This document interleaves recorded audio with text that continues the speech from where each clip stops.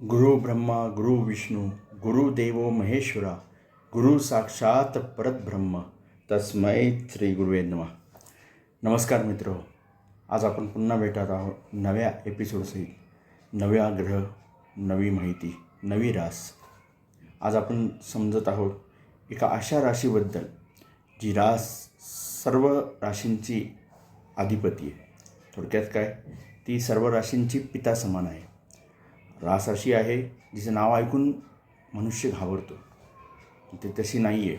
Actual जसा फणस वरतून काटेरी असतो आणि आतचा गोड गरा असतो, त्याप्रमाणेची ही रास आहे. राशीचं नाव आहे सिंह. सिंह रास. नाव ऐकूनच असं भीती वाटते का नाही? जंगलात जसा सिंह हा एकटा फिरतो राजासारखा, तसंच हा सिंह राशीचा म्हणजे गुण आहे. सिंहरास ही ॲक्च्युलीच खरंच सिंहासारखी एक अशी म्हणजे अधिपती रास आहे. राजा रास म्हणता येईल तिला. फार पूर्वीचे जसं म्हणजे ह्या कलियुगात जेव्हा राजे वगैरे ही संप्रदाय होते, राजघराणे वगैरे ही संप्रदाय, त्यावेळेस खरं ॲक्च्युअल जो राजा असायचा तो ॲक्च्युली ह्या राशीप्रमाणेच असेल असं आपण समजू. पण आत्ताच्या ह्या कलियुगात, मॉडर्न जमान्यात ह्या राशीचं तसं महत्त्व जे आहे, जे त्यांचे गुण आहेत त्याप्रमाणे ते महत्त्व जमत नाही.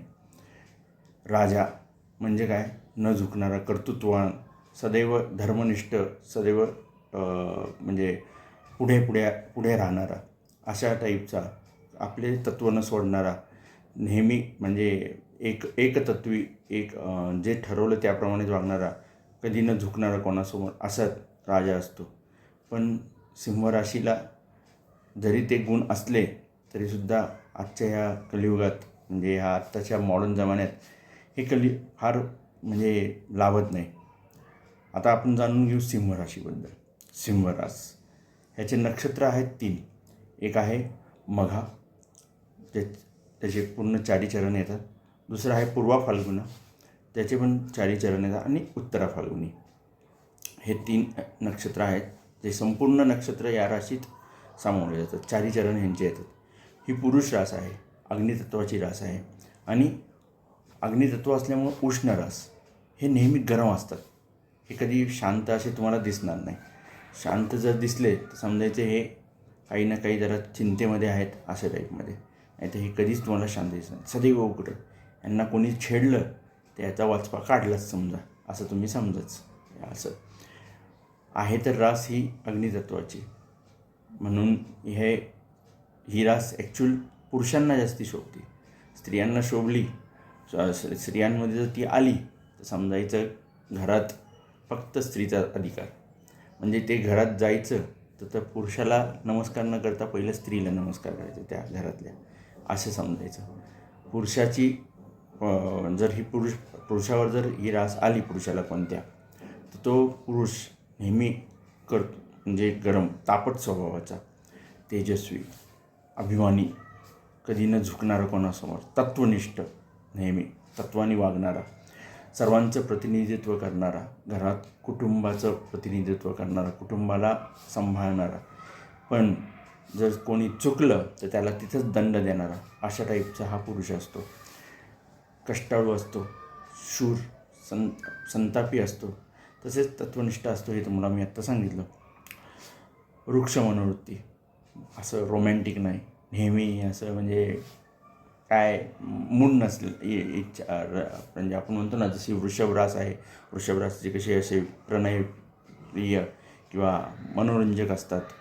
पण हे सिंहराशीचे जसे नसतात, एकदम वृक्ष. कोणी म्हटलं, अरे जर समजा वृषभ राशीची एखादी स्त्री एखाद्या सिंहराशीच्या बरोबर लग्न झालं, ती म्हटली, बघ ते 2 पक्षी किती आनंदाने प्रेमाने एकमेकांच्या जवळ आहेत.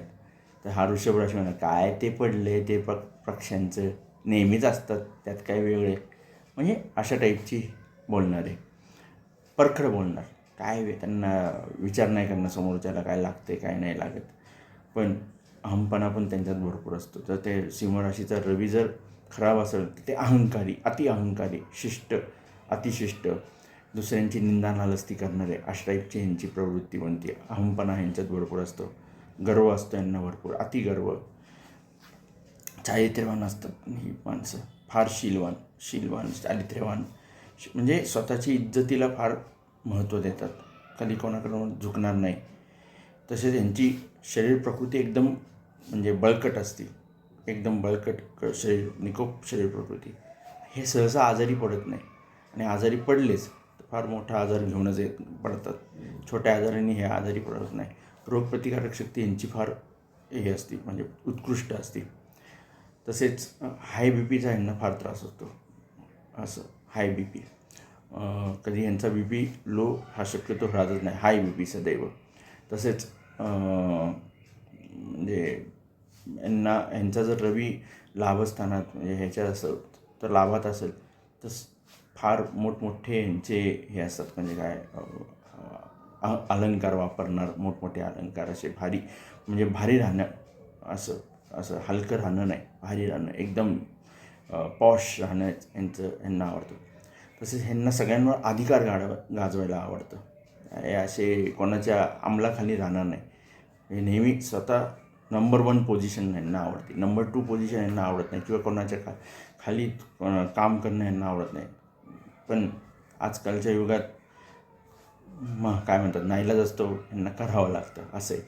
फार पूर्वी होत राहिलं, आता हे चालत नाही. असं आहे. द्विधा मनस्थिती यांची फार होती, मनाचा गोंधळ फार होतं, दुसऱ्यांवर संशय फार घेतात. हे असं म्हणजे संशय वृत्ती यांची फार असते, अति आत्मविश्वास. त्यामुळं कित्येक वेळा फेल्युअर पण होतात. हे जे लोक असतात मोस्टली नोकरी पेशामध्ये तुम्हाला आढळतील. HR, ॲडमिन ह्या क्षेत्रात हे तुम्हाला जास्ती करून दिसतील. तसेच वकिली क्षेत्रातसुद्धा हे दिसतील, परखड बोलणारे. हे राजकारणात हे मोस्टली फार दिसतात. त्यामुळे हे लोक जर राजकारणी असेल तर भयानक, म्हणजे हे बरोबर वरच्या स्थानावरच असणार. हे म्हणजे यांना जे यांचे कार्यकर्ते वगैरे यांच्या अंडर राहण्याला ह्यांना आवडतील.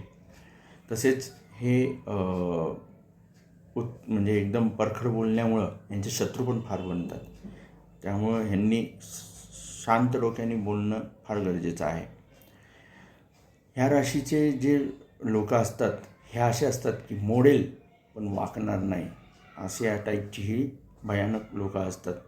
कोणाच्या पुढे करणार नाही, लाळचोटेपणा जो आपण म्हणतो ते असले करणार नाही. वशिलेबाजी ह्यांना आवडत नाही. जे काय आहे समोरासमोर बोलणं, समोरासमोर क्लिअर करणं. हार्टचा ह्यांना फार त्रास असतो, कारण का हे तापट असतात, त्यामुळे उच्च स्वराने बोलतात. हे हळू स्वराने कधी तुम्हाला बोलताना दिसणार नाही. त्यामुळे ह्यांना हार्टचे त्रास ह्यांना जास्ती करून फार हे होतं. त्याचं डोके दुखणे वगैरे हे सुद्धा येतं.